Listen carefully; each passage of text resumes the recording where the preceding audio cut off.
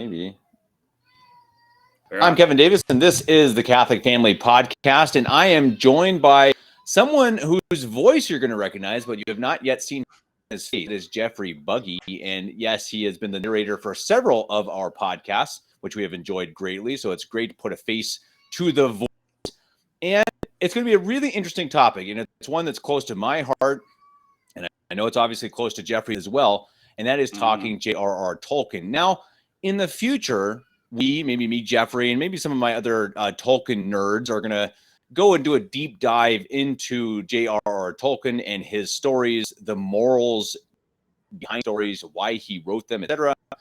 I think it's a fascinating topic. I think he is the greatest Catholic novelist of the 20th century, at least as far as I know, in my opinion, at least. I know he's not writing theology books. I know he's not writing catechisms, but it's a very good, moral, simple good versus evil story. And today we want to talk about the comparison of that with the new Amazon Lord of the Rings series. Now, anyone who watches the show or who has watched it for over a year now, which is probably not too many of you, knows that I boycott Amazon. I do not use Amazon for anything. I don't shop there. I don't watch any movies there, etc. So obviously when I heard they were making Lord of the Rings, it was a bit of a sting in my heart, kind of like, oh boy, I'm not going to be able to watch this, even though I probably want to. But as it's gone on and I've heard more and more about it, I've kind of actually been grateful that I haven't been able to watch it. Kind of saving me some of the pain and anguish of having high expectations that get absolutely shattered. And we're going to talk about to Jeffrey and see what his, I know I'm high expectations, Jeffrey. And so I'm curious to see if they quickly, though, I want to mention the one that I've really taken from the few videos of people critiquing the show. And the primary motivation of the main character, is Galadriel, who we know from the original trilogy and movies and books. And she's younger, obviously. And her primary motivation, as I can tell, is vengeance. Now, tell me if I'm wrong, Jeffrey, but I don't think vengeance is something that a primary character of J.R.R. Tolkien would be lauded for. Now, perhaps it's mentioned in the stories, or perhaps it is a motivation, but as your primary hero or heroine, having that as the actual pushing factor behind them, I hope maybe they come around to it and it ends up, kicking her in the butt, but I kind of doubt it. So Jeffrey, after my long-winded intro, since I don't have a whole lot more to say about it, what are your first impressions and what did you expect going in? Well, considering I've gone through a lot of the articles and I've seen the trailers, and like those are kind of the laughing stock of Tolkien right now. Well, not Tolkien, but I didn't have the best expectations. I wasn't even planning on watching it because I was thinking in my head, you know what? I love Tolkien. I don't love what they're doing with this show, so I can't imagine I'm gonna judge this very fairly, and I probably still haven't exactly, because I love Tolkien. I don't like going against him, and so, but I realized, just see how bad it is. Just see how deep you can go. Just see how far Amazon can stretch this until it's it doesn't even resemble Tolkien anymore. And I mean, that's debatable because a lot of the visuals actually are Tolkienian. Some of them look straight from a John Howe or Alan Lee painting. They did the concept art for Lord of the Rings and stuff, and just some beautiful visuals that actually. And so overall, were you impressed with the visual effects overall? Nothing to write home about really, but it's just it doesn't have the wedded digital effect to it. It doesn't have that feeling of these guys who were dedicated to it for however many years. It doesn't stand out to me, not particularly, except for maybe some of the practical effects. So impressive, but not. Yeah, okay. So impressive, but not mind blowing. Nothing that's gonna no, just standard. The standard. Because that's something that we are obviously spoiled about from the movies, that they did really change many things in movie making. They shaped the industry in terms of green screen and motion capture and all that, and they were really revolutionary. And that was back 20 years ago now. Oh, And yeah. from what I've Those heard, old is me. that some of the shots aren't as good as they were back in 2000 and 1999, and that's shocking to me when you have $1 billion spent on a show and you can't get the graphics perfect. Problem. Yeah, that is a problem indeed. But yeah, just nothing too fancy there. Just pretty much standard. Yeah. So what else going in? So I assume you've watched the first 2 episodes. What else has impressed you from it?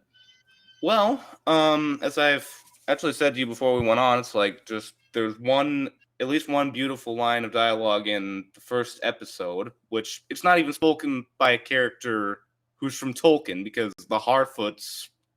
Another thing is, they're just a branch of hobbits, so to call them Harfoots is stupid, but they weren't in the Second Age anyway, so what are they doing here? They do not belong in this show. They had nothing to do with the Rings of Power or anything like that. And like, just, but there was that. And I will admit, the beginning of the first episode, while it starts with Galadriel getting bullied, a young little Galadriel, it's hard to describe the scene without laughing, because there are so many things that are so stupid about it. It's trying to make a paper boat, and keep in mind, this is the year of the trees in Valinor. Did they even have paper back then? Do they scrape it off of trees? Like, I can't imagine the Valar would.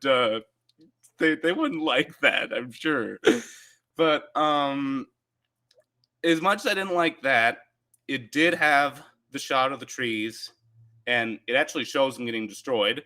No Ungoliant, though, because no rights to the Silmarillion, so they say.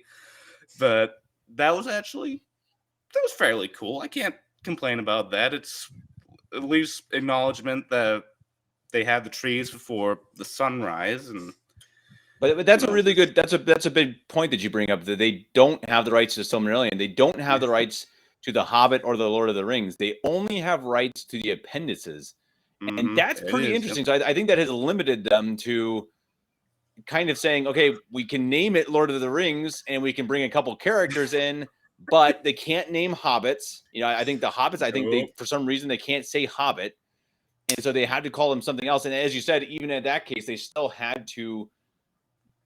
They got to make stuff up. And it's like, Tolkien exactly. and Tolkien had such a brilliant world, even in the appendices. And I mean, why do you have to go and create new characters? And from what I've heard, they went and just created all these new characters and made people not exist, or Galadriel only has one brother rather than 3, and so it's like they tried to squish the entire history into the first 60 minutes of the show or whatever. And it's like, why? They've signed on for 5 seasons and $1 billion. What are they doing? Good question. And supposedly, I've heard this. The Rings of Power aren't even going to be in the first season. Yeah, I know. It's called Rings of Power. Not even going to have it in the first season of the show. That does not make any sense, if you ask me.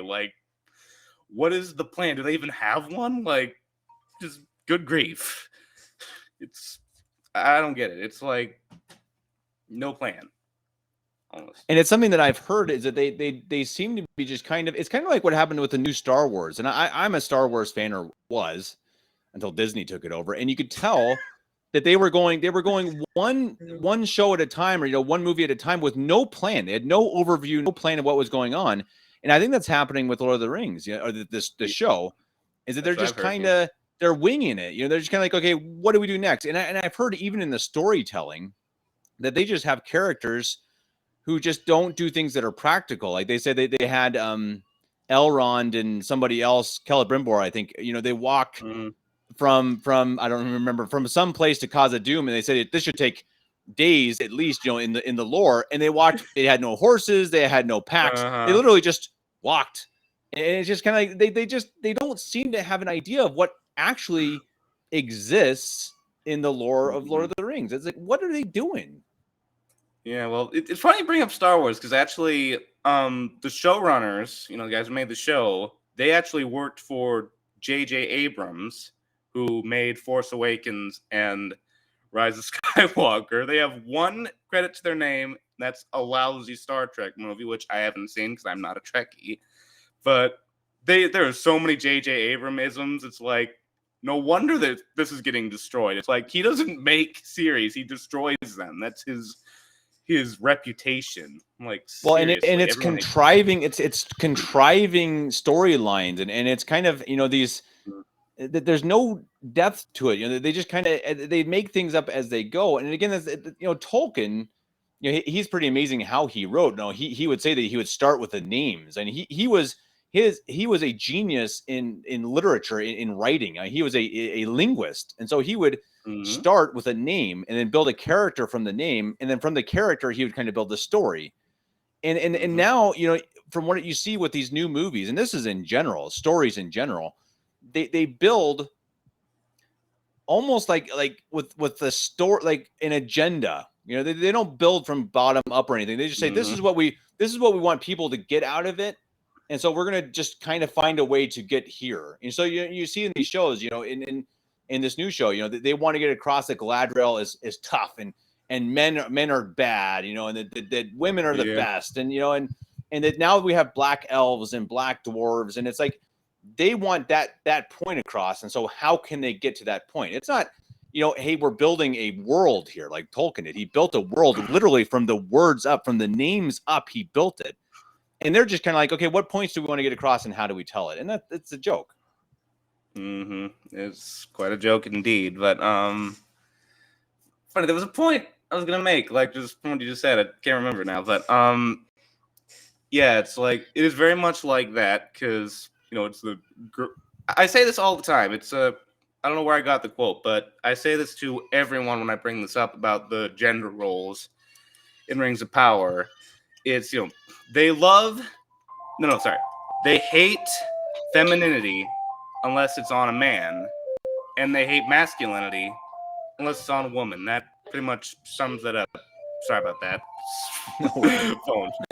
But yeah, just that's what it looks like. That's what Rings of Power looks like, because they clearly want these men to look like just incompetent scumbags. And you don't do that with Elrond, though. Seriously, like that, they did that. They made him a politician. They literally used the word, which, you know, my brother has differing opinions on it, but that word does not belong in Middle Earth. It's like, it seems kind of out of place, don't you think? It's like, but yeah, just, it's, I don't know how to describe it. It's like, just, and for one thing, in the show, Galadriel is clearly a jerk. Like, seriously, every scene, it's like she's like a Karen, or basically she acts like such a jerk, and they're trying to make her be the virtuous one, the smart one, when really just she is, like, I made this theory in my head yesterday. It's like, I think maybe since Amazon's already broke the lore, maybe, you know, they'll do this. Like, the ring was already made. The One Ring was already made, and she touched it with her fingernail at one point, so she's already what she's supposed to be. Like, what she was afraid to be in the Fellowship of the Ring. Like, she's at least, like, some of that. Like, so maybe that's what they did. Like, I'd almost love that excuse. At least I could think, hey, they made a comedy. It's a satire. But no, that's not what it's going to be. No, it's true, though. But they take a character that is, I wouldn't say she's beloved. I mean, Galadriel's not beloved, I wouldn't say in the books or in the movies, but I mean, she is a powerful character. She's an important character. She has a lore. Yeah, right. And they make something new, but they change what Tolkien, you know, what he even intended. You know, in Tolkien, you know, look at Éowyn. Éowyn is one of my favorite characters in the books. Yeah, and she is just this. And she's really flawed. She's extremely flawed, and she's depressed. I mean, she has her issues, but in the end, especially, they come out. She learns from that. She becomes virtuous because she has learned that she had the wrong view. That she was wrong in what she believed, and she was wrong in how she thought and doubted, et cetera, et cetera. And that comes to fruition. And that's with a lot of the storylines, is that these were all weak men and hobbits and dwarves, etc., and they had their own issues, but, you know, together and through perseverance and through honor and you know, and and what's the word? Charity, I suppose. Whatever the words are. I mean, they did it together as a team. As Gandalf said, it's the smallest actions of the smallest people that will change the course of the earth. Yep. And it wasn't Frodo at the end throwing the ring in. It was because he saved Gollum that Gollum came and actually took it and fell off. So it's kind of a roundabout heroism. And I don't think these people understand these types of themes. They don't understand morals, if that makes sense. Well, no, that's what happens when you don't have grace, huh? Right. But yeah, that's exactly right. Right. But yeah, it does bring up a good point, because it's like, Tolkien called that the eucatastrophe, like the fact that, like, I don't know, it's the joyous victory. I don't remember, but it's like, because in the book, it's Gollum falls off. He's not pushed off or hurtled over the side like in the movie. But I can forgive that. I love the movies too much for that. But it's funny because it's like he wasn't afraid to go against the norms, but it's because these acts of kindness, these acts of goodwill. It's like my phone keeps going off. Sorry about that. And one sec. Popular guy. Sorry, yeah, I set my alarm and I have no idea how to work that thing. What was I saying? Right, I remember now. So it's the small things, acts of mercy and kindness, things like that will eventually bring the defeat of evil. And so, like, Tolkien understood that. It's like little things, just any small act, anything that can be turned to good or evil will eventually bring the outcome of the situation. And, like, I don't know how to describe it, but it's like he knew what he was doing. He knew exactly how, if Sauron was to be defeated, it required not, just strength of arms, not armies and like the greatest power in the universe, like that of the Valar or anything. It requires acts of normal people bonding together, just looking out for each other, just for one common goal. It's all it takes, and it's called fellowship for a reason, and something Tolkien understood from World War I. Because like he lost so many of his friends there, and it's like he understood that. He understood the moral order. He understood the moral stuff, but with Rings of Power, they don't get it. It's like they look at Lord of the Rings, they say they love it, and yet it's just, yeah. Like, they don't get it. Come on, they bought a name. They bought a name. They went and they knew that Christopher Tolkien was going to die soon. He was in his 90s, and they knew exactly. Okay, once he dies, then the guardian of Tolkien's estate is gone, and they knew that they would then have a better chance of doing what they wanted with it. And in that case, they just bought the name Lord of the Rings. They didn't buy Tolkien's actual writings and his actual, what he actually cared about. They just bought the name Lord of the Rings. And it shows. It shows that they're just trying to get a paycheck off of it. And absolutely. And I really hope that it comes back and bites them in the butt. And I think it could. I mean, if you really tick off all of the true Tolkien fans, and there are many of them, then I think it's come back and hurt them. And it's funny you mentioned that, because like the moment that Christopher Tolkien died, like very soon after, you hear they fired Tom Shippey, a Tolkien scholar who was fighting for that cause. It's like there are lines you can't cross. You have to do it this way if you want to be faithful to Tolkien. And John Howe, the concept artist, like, he's not going to go against Tolkien. He clearly loves Tolkien. They fired them the moment Christopher Tolkien died. It's like, they clearly didn't want to make anything that resembled Tolkien. They wanted to go and do their own thing, which, if they wanted to do that, I say just write your own fantasy. If you have an imagination, it can't be that hard. I myself have a few fantasy stories in my head. They don't rely on using Tolkien's name. Like, no, it's just But again, no, that's they why didn't do they that. just bought the name Lord of the Rings. They knew that it had already gained billions probably worldwide with the movies and the books as well. One of the most sold novels of all time. I think maybe the most sold novel of all time. Definitely up there. So they knew that Best-selling book okay, behind the it was up Bible. for grabs, and yeah, that's what I've heard, right? And so and that's so they knew, okay, if we put in the money to just get the name, we slap together a decent fantasy story and add some characters that people can recognize. Galadriel, hey, Galadriel, she was in the books and the movies, so yeah, cool. She can be our heroine. Nice, okay. What did Galadriel? What who is she again? Yeah, I don't. They just didn't care. I think they're just like, oh, she's a name. Lord of the Rings is a cool name. Galadriel's a name from Lord of the Rings, so let's just work with that and plug together something again to what is our agenda. First of all, we want to make money. That's number one, right? Amazon just wants to make money, and that's number one. That's in general the case.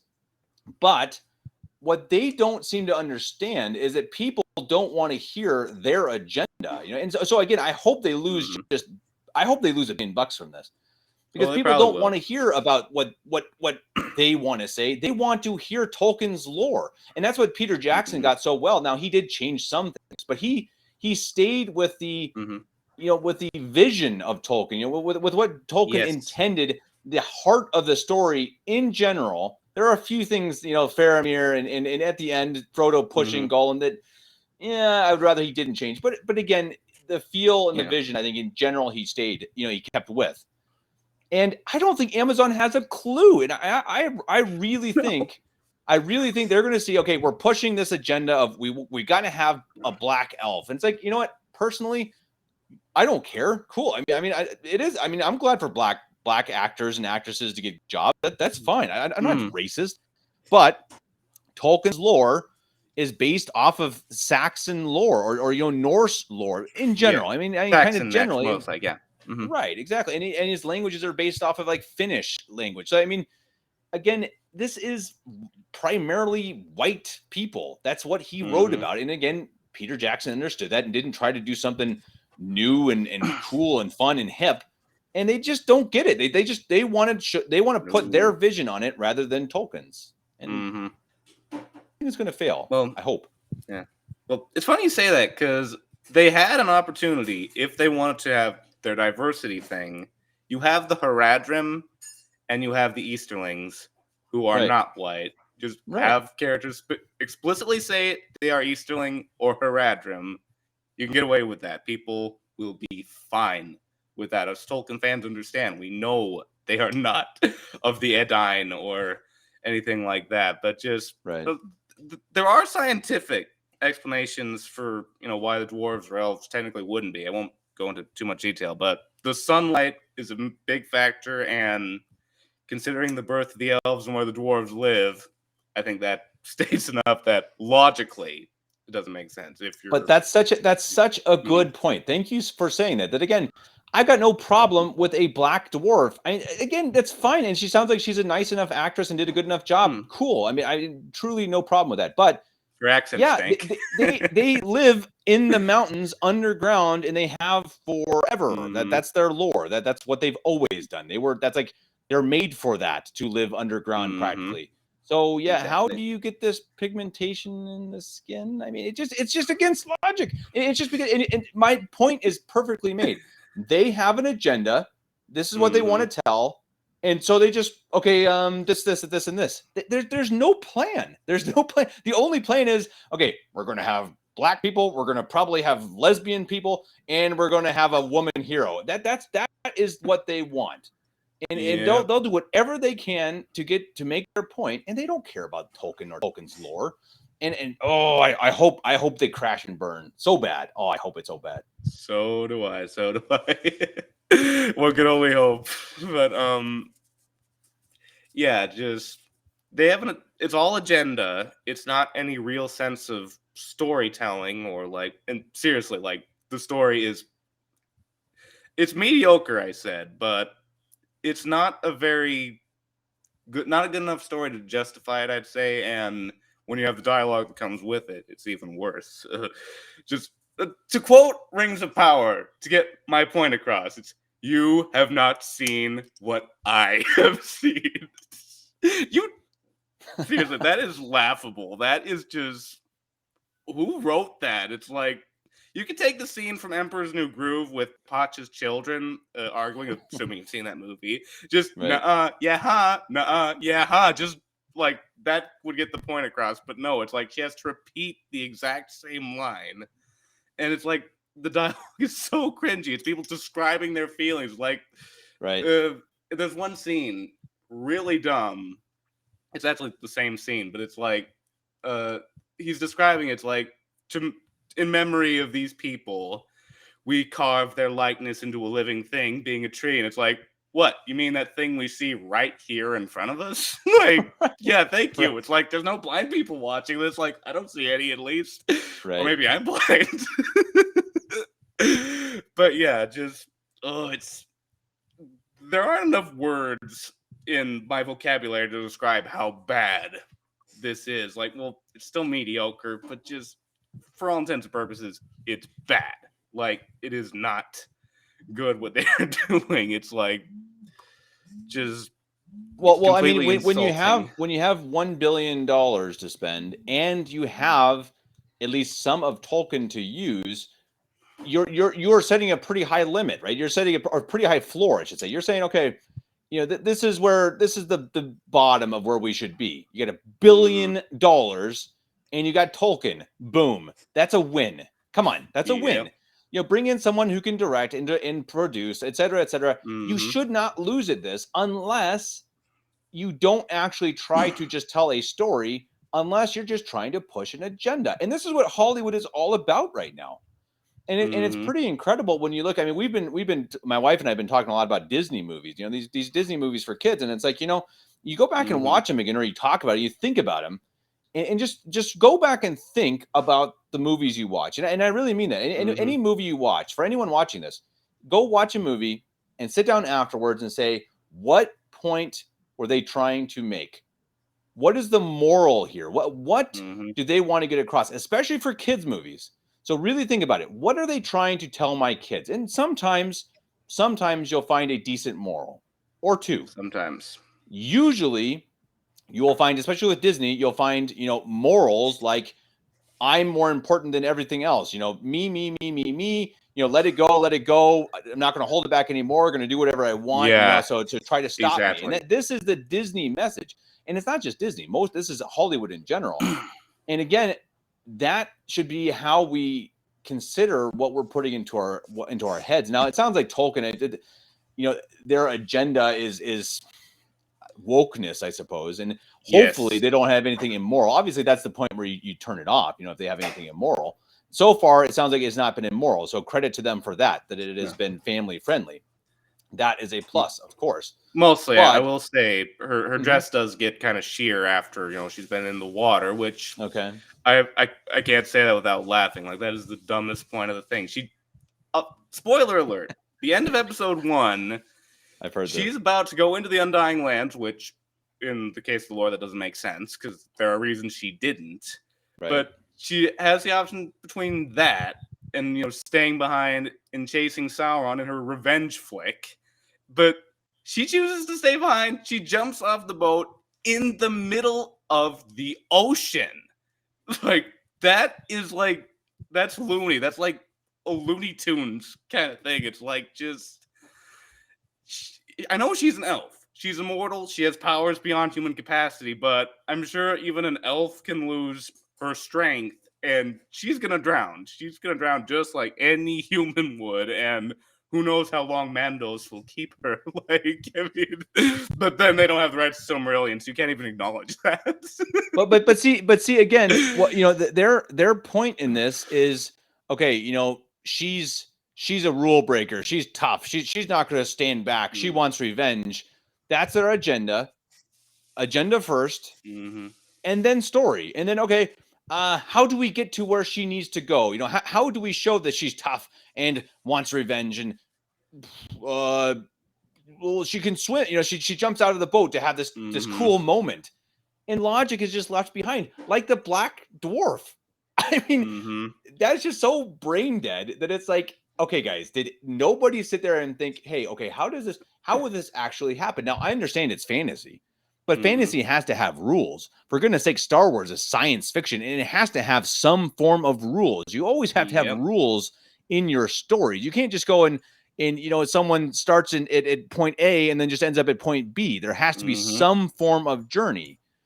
And again, it sounds like they just want, okay, her point B is here, and she just goes from point A to point B somehow. We'll figure it out. And everyone else around her is weak or pathetic, or it's like, oh, I have to kill the snow troll because these men are incompetent. It's like, right? It's why? laughably bad. Why? And so again, these are men that or elves or whoever who have been obviously fighting with her, and clearly must be tough guys if they've stuck around with her this long. Yeah. And so that's that. So again, the logic would say these are battle hardened elves who should be good warriors, right? That's just logic. But their goal is to show how tough she is. So it's just pure agenda. And again, I hope people watching this learn from this and learn that, when a story is being told trying to make a point, it almost never makes the point that you're trying to make, because it's forced and it's not real. You have to tell your characters and their journeys have to tell the story to make some sort of point, like Tolkien.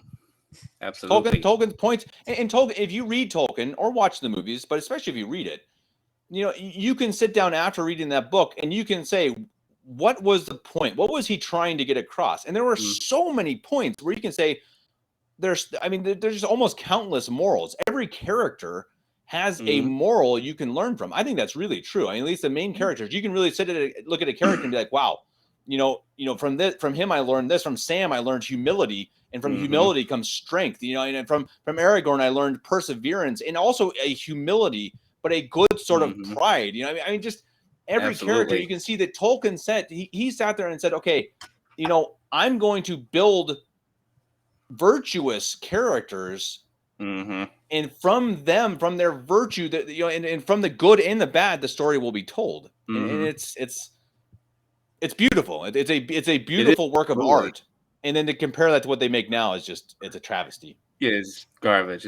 One point I've gone over in my head. It's like, at least not that Amazon was trying to be clever, but like the smart move they did do was to make a story about the Second Age, because there's a lot of leeway there. Like some fans can't see between the lines, but if say they adapted like the Silmarillion, and that's dense, you cannot really make mistakes with that unless it's deliberate.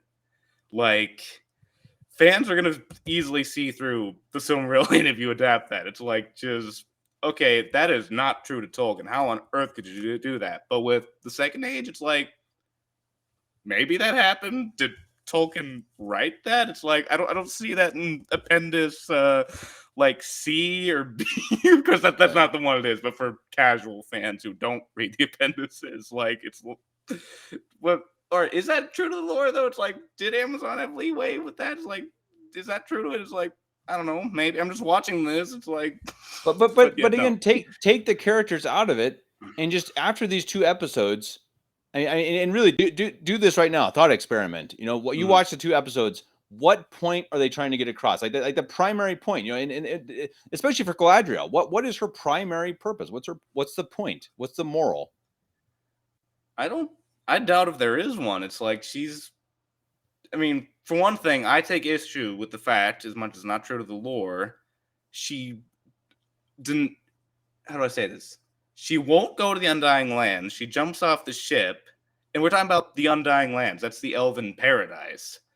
To go against Sauron, to go for revenge. Because it's one of the corniest lines in the show, when Elrond's trying to say, the evil is gone. It's like, all right, if it's gone, why is it not gone from in here?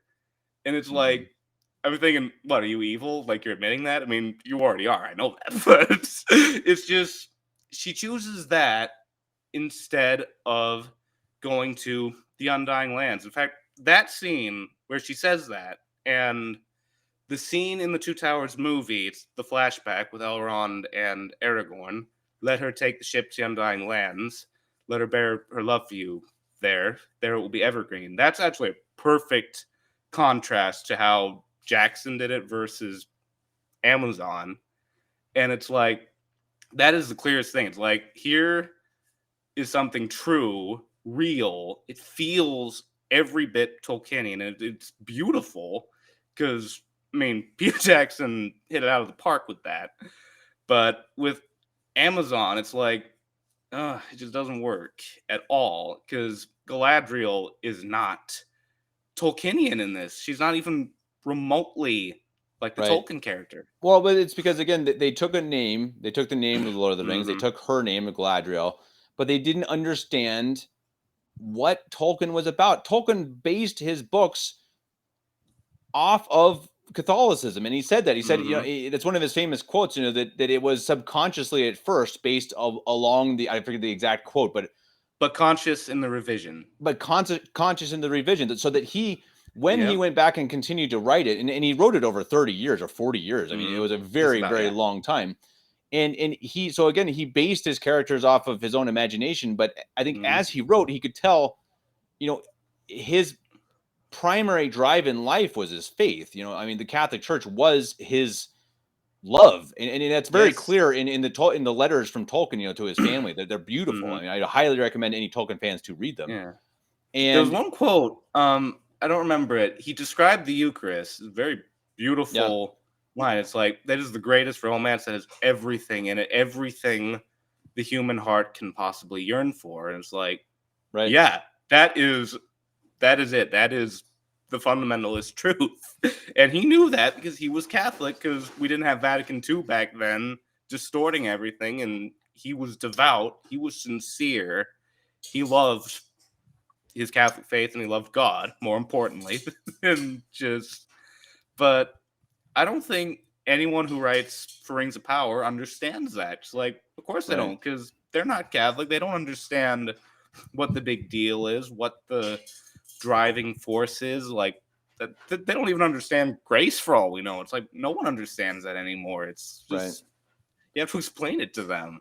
That's a really good point. And I think it makes you wonder, what do they think makes a hero? You know, what is it that we like about a hero, and we look at them and we say, wow, you know, I like him or I like her because they're heroes and that they're heroic. And I think a good example, one of the few good examples from modern media, is Captain America.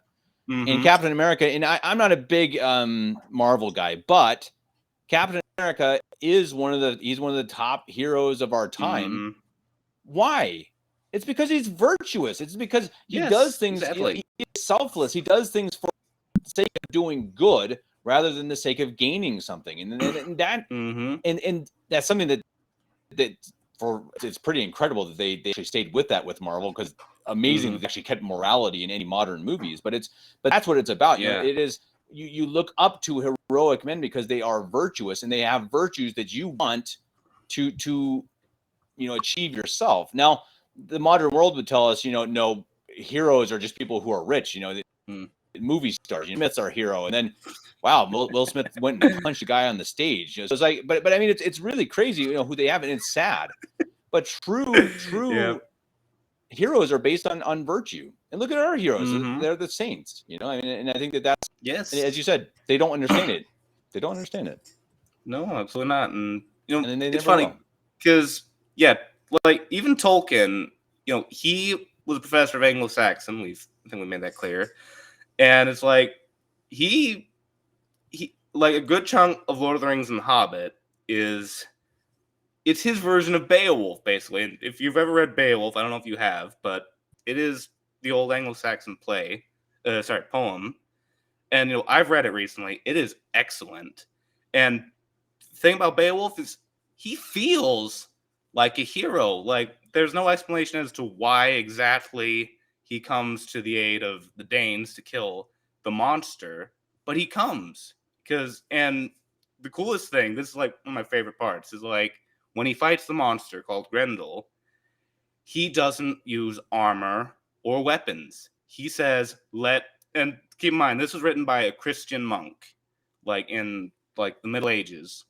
So they don't know God in their hearts in Beowulf, but he writes with, you know, God, because he was a Christian monk. he says, "Let the Almighty decide the outcome of the battle." So that is a heroic man. That is something anyone can attain to, honor and fortitude, stuff like that. But these days, like post Tolkien and stuff, no one has that. And it's like when you look at Tolkien, he understands things like that. He knows what is a hero and what's not. And I mean, sure, he has his anti-heroes. Just read The Children of Húrin. Like, I gotta say, if they made a movie of that, it would be rated R. I hate to tell you that. I hate to say this, folks, but it would be rated R because that is actually some that is a tragedy, messed up stuff. Yeah. But yeah, that's true. Tolkien, he got it. He understands what makes a hero and what makes a villain or just a horrible human being or elf. Like, just look no further than Feanor, who caused all the trouble in Middle Earth next to Morgoth. I mean, just if you haven't read the Silmarillion, like, I can't explain this to you, but there it is. Like, it's just, it baffles me. He gave them motivations. Not really. Morgoth was just evil, but he gave Feanor. There were motivations behind the evil. It wasn't just he's the bad guy.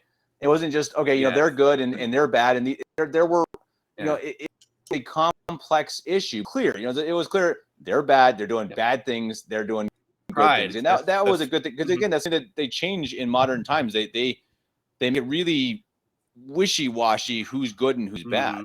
And then that's a real problem. But exactly. Tolkien didn't. He was pretty clear. And the funny because the prime motivation for Feanor, that's pride. Like, because I actually just went back on it recently. I don't remember, but it's like he was so proud of the Silmarils. Like, those were his pride and joy. He wouldn't share them with anyone, even after the trees were destroyed. And it's like, but you can still see. He is not the good guy of the story. He is, I mean, he's not exactly the villain. He didn't destroy the trees, but his pride, and again, this goes back to the deeds of just the normal person, the everyday person. If you make that choice, it's going to decide the outcome. And in his case, he chose to go with his pride. He forsook Valinor. And not to mention, he murdered his brethren at the Kinslaying, you may recall. So it's things like that bring about the outcome of everything in Middle Earth. And Feanor is a prime example of it. I mean, to be fair, he's only the second worst elf in the Legendarium. Like, you may remember Maeglin from the Fall of Gondolin. But again, it's the choices. And that clearly defines where you stand. You are either for the good or for the bad. There's hardly an in-between. But if you tread those lines, if you tread the hardly an in-between, then you're going to bend towards the evil. And Tolkien. Well, and that's a really good. That's a really good point. That Galadriel had that choice in the Fellowship, right? Or I guess it's the Two Towers in the book, and the movie. Anyway, and she had that choice of, okay, yeah, here's the ring. I can be the powerful Dark Lord. Powerful as the sun. The Queen. I mean, all this, and she had that choice, and she chose not to, and she chose. Humility kind of in fading away rather than power and glory and evil. And again, it's a really clear choice. It was presented to her and she said no. And that's, and it's an incredible thing that they changed in the books, like Faramir, it was presented to him and he also said no, but Boromir didn't. And it's a really interesting thing that they've just showed that not all men were utterly flawed, that there was one. So I think that was a nice thing of Tolkien, though. It was like, because it kind of said over and over again, oh, men are so weak and men are so weak. And that's kind of a common theme. But Faramir kind of showed that that's not always true. You can be so heroic and so virtuous that it's almost not even a temptation, the evil, like it was for Faramir. And that's something that I think Peter Jackson didn't quite. Peter Jackson needed to push a certain storyline farther. It was a little weird. But it's a shame. It's a shame because Faramir's storyline is one of the best. I think it's one of the clear examples of trying to make a point, kind of in a way. Yeah, and it's funny because like even with Boromir, again, this falling into the gray area. He's a prime example of like the reverse of Feanor. He tried to take the ring. He wanted it. But immediately after, he sees his fault. He sees what he's done. He tries to reconcile with it. He is sorry for it. And that's the beautiful thing. Is like, again, Tolkien was Catholic. Like, there's no question about it. Lord of the Rings is a Catholic work. And here you have Boromir, and he falls for the temptation of the ring. He wants it. He wants the power.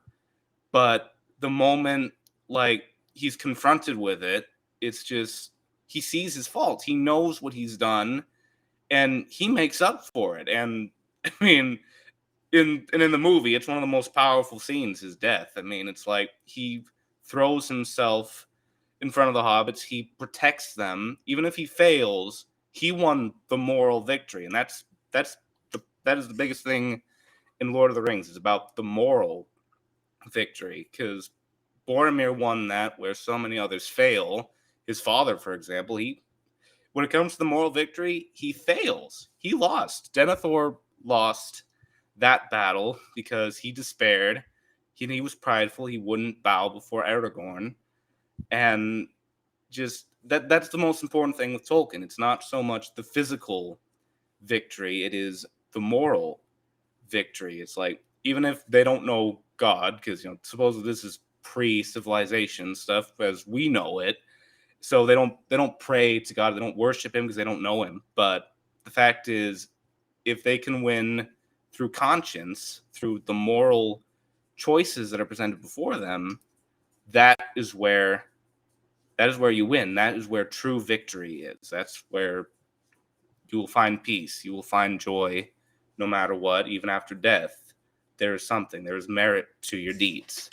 So, yeah, amen. And it's true. And again, it's something that, yeah, of course, primarily we should read the lives of the saints. I mean, and read good books, read material that is going to lead us to heaven and make us more virtuous.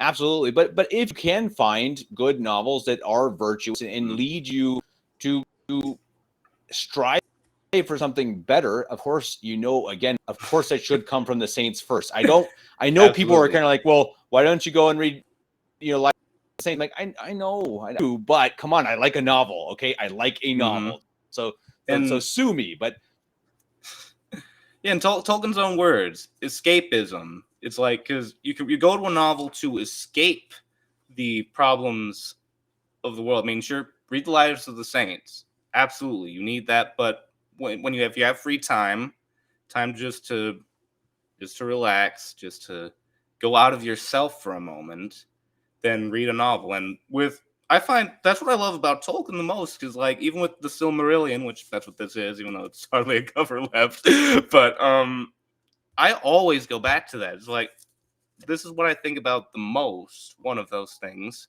And it's like, it's so deep. There's so much to it. It's like, that's real escapism right there. It's like, and it doesn't lead you astray, really. It's like, it reaches for something eternal, just like as I mentioned Beowulf earlier. That's what I love about Beowulf, because it reaches up for something permanent. And same with Lord of the Rings and the Silmarillion. It's, you think about it, and the better it gets, the more you think about it after you read it each time. And I know, because I've read this, I don't know how many times, but it always stays with me. It's like The Two Towers, the movie, Sam's speech, if you know that. It's like, that's what I'd say to describe this. It's like, those are the stories that stick with you, that meant something. And that's what it was for Tolkien. It's escapism. It's not just go away from everything good. Like, don't just face your problems head on. It's like, he compares it to the escape of a prisoner of war or something, and that's what it is. It's like, you are obliged to escape here and there, and so if you can just go through the pages of a book and just enjoy it and just feel immersed in the battle for good and evil going on in front of you, that's no bad thing. There's nothing evil in that. That is quite the contrary. It's a beautiful thing. It's a good thing. It's God's gift. Well, one of his many gifts, man, I should say, because, I mean, we're indebted to him for absolutely everything. But with imagination, I mean, we have that over the animals. one of the many things. So that's something we should be grateful for, not abuse it. And as a storyteller myself, I understand that. I understand the power of stories of these characters that we want to connect to, that we want to feel like we're a part of their story, like we want to relate to them and all that. And just Tolkien has it. He has everything. It can be dense at times. Yes. I mean, just if you read just the Anulin Dale, whatever it's called, the very beginning, it's like that is almost like Genesis. But it's just, when you come back to it, it's like, that is a beautiful thing. It's Middle Earth is like almost as real as this world. And it has grace. It has a tale of good and evil, everything you could want. And going back to Amazon, they don't understand that. It's like they don't understand precisely what it is, or if they do and they're just diabolical and trying to pervert it, which, I know they are. But it's like, we don't understand that anymore. It's like, we want to read. We love this for a reason. There's a reason we come back to it. Amazon couldn't put their finger on it. Like, they don't get it. No, sir. Agreed. Well, I appreciate it. I think that's been it's already 50 minutes. That's pretty crazy. And I maybe we'll see. Maybe after the whole season, maybe we'll come back and talk about the whole wrap up of the season and see how it went. And see, maybe they get better. Maybe they get better. I doubt it. But we will see. And we'll definitely have to plan a full on Tolkien show and talk about the morals found in each character. Because again, I think that. Absolutely, that's a cool thing. It's cool to find what good you can pull from stories and from each character. And in Lord of the Rings, they got some cool ones. And I think it's a nice psychological test, and to test yourself again. And I really mean this for everything you watch, everything you read. Go and ask yourself, what's the moral here? If you read the Lives of the Saints, well, you're pretty sure the moral is, hey, be good, and you love God so you can go to heaven, right? And that's true. Yeah, so exactly. That's the point, And so if you read a novel or if you watch a movie, what is the point they're trying to get across? And if at the end you come to the conclusion that it is not a good point, it is not something that is trying to uplift us and to at least doesn't have to necessarily bring us directly to God, but it should definitely not bring us away from God. And if it's bringing us away from God, throw it away, right? Absolutely. And just, burn it. Again, with the novels, it's the fundamental truth. If there's even a hint of truth, like it won't turn you away from God for sure. That's something I should have brought up, because I don't remember how Tolkien put it, but even in, like he said, even in the Norse sagas, which is weird and as almost perverted as they are at points, like, just look no further than the stories of Loki, which I won't talk about. This is a family show. But it's like, even they have some semblance of truth, like, because they didn't know God, but they wanted something more. I mean, even the most debased men, the Vikings, they all about killing people just to get to Valhalla. It's like, even they wanted something more. They wanted truth. They were yearning for Christ, basically. They didn't know what they were yearning for, but that's it. That's what it was for even the most debased. Well, I don't know about the most debased. Like, I don't think the Aztecs even were near the truth. Like, just, I don't want to go into that. But yeah, just, so even with novels, but no one understands that anymore. Even like the littlest truth can just be found in something like in art or something, and it won't lead you astray from God necessarily, but just that's something we don't remember anymore. That's what the common man doesn't get. We don't understand that anymore. It's like almost a lost memory. True. Unfortunately so. Well, until next time, Jeffrey, hopefully we'll hear your voice here in the near future on another podcast, and we'll have to do a full season wrap up at the end of I don't know when they end, probably sometime October, next year even. Is it October already? Oh, okay. Yeah, well, season 1, yeah. All right, well, perfect. Well, Jeff, I appreciate you coming on. I appreciate you coming on for other podcasts and lending your voice to it. I do that as well. Until next time, until some in-depth talk again. Appreciate it, and I'll see you again. And God bless until then. God bless you too.